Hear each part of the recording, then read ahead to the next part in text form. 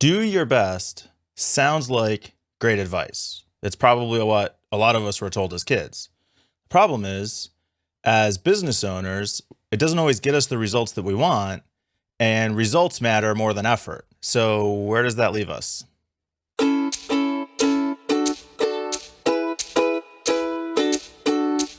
Hey everyone, welcome back. I am Mike Sutton with BeBuildHave.com, and I work with first generation business leaders who are getting burned out on all the doing and are ready to just start being happy and successful in their businesses.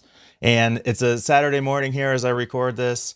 I didn't want to get into anything too heavy, but this idea of what does it mean to do your best and what happens when that's not good enough, and what's the difference between effort and results in business really is on my mind. So that's what we're going to talk about today.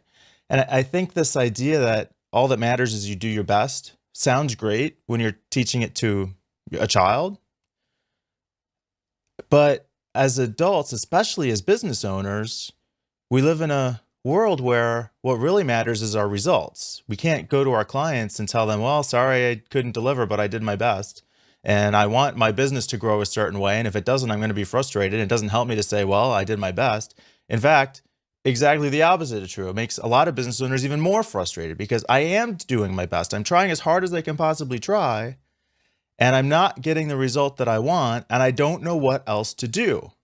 Incredibly frustrating position to be in. So I'm going to put together a couple tips here to give you some alternatives. And I think the first thing to focus on, or to refocus on rather, is what is the desired result. Your goal in your business isn't to work hard. Your goal in your business is to get some result. What is that result, and why do you want it? Why is it important to you? And is it really the result that you want? Sometimes business owners have competing motivations where on one hand, I want to grow. On the other hand, I want fewer problems. And if I grow, I'm going to have more problems. So now there's a conflict. So what's really the result that I want out of my business? And I think as you're putting together your action plan, again, we all make the decisions that we think are best at the time, presumably. And so if we run into trouble, we don't know what to look at. One area to look at is evaluate what your assumptions are. What is it that you just believe to be true that you're carrying into the decision that could possibly not be true? That can lead us astray a lot of times. And it's hard to look at, but so here's an example. I talk to business owners who will frequently say, well, I feel like if I can just find this perfect balance, then my business can start growing the way I want it to grow. On the other hand, do you want to build your business on a perfect balance that's tentative and could topple at any minute? Or do you want to build your business on a solid foundation? So if you evaluate your assumptions about what the solution to the problem has to look like, it could lead you in an entirely different direction. Maybe instead of finding that perfect balance, you really just need to figure out how to build a better foundation that you can build your business on top of. I think simplification is also important, simplifying the problem. A lot of business owners want to get someplace, and they get there by adding and adding and adding. Complexity, complexity, complexity. More steps, more systems, more processes, more people, more employees, more clients. This will solve my problem. When in reality, the opposite may be true, especially if you're feeling overworked, overwhelmed, like there's too much going on. If you can look to simplify, draw down, maybe you'll see that what you're looking for is actually right in front of you. I talked about changing the premise a little bit. I think if you carry assumptions, this has to be able to work if only I can figure it out. Okay, well, what if it can't work? What if you can't figure it out? What then? Could you still be successful anyway? Is there a different way to be successful? What if you're looking at this all wrong? Change the premise of the questions that you're asking yourself. And at some point, maybe you just need to accept and move on. If you find yourself saying, I can't figure this out, okay, stop trying.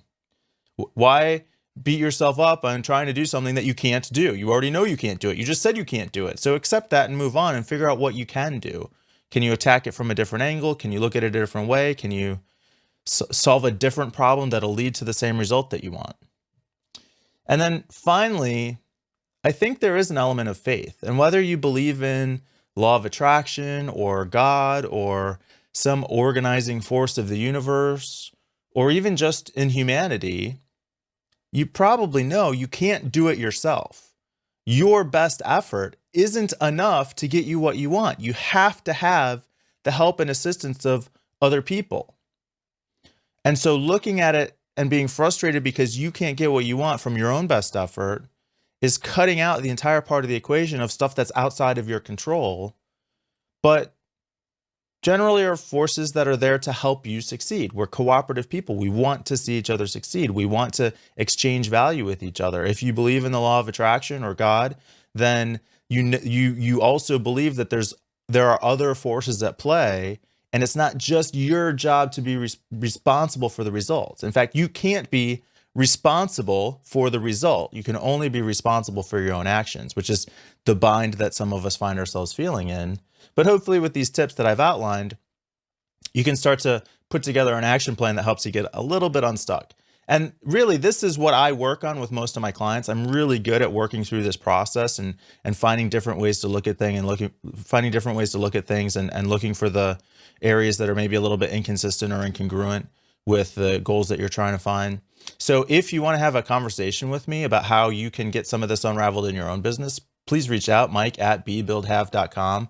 I do one-on-one coaching, but I'm perfectly happy to jump on the phone with you for an hour just for a one-on-one strategy call, no charge, no obligation.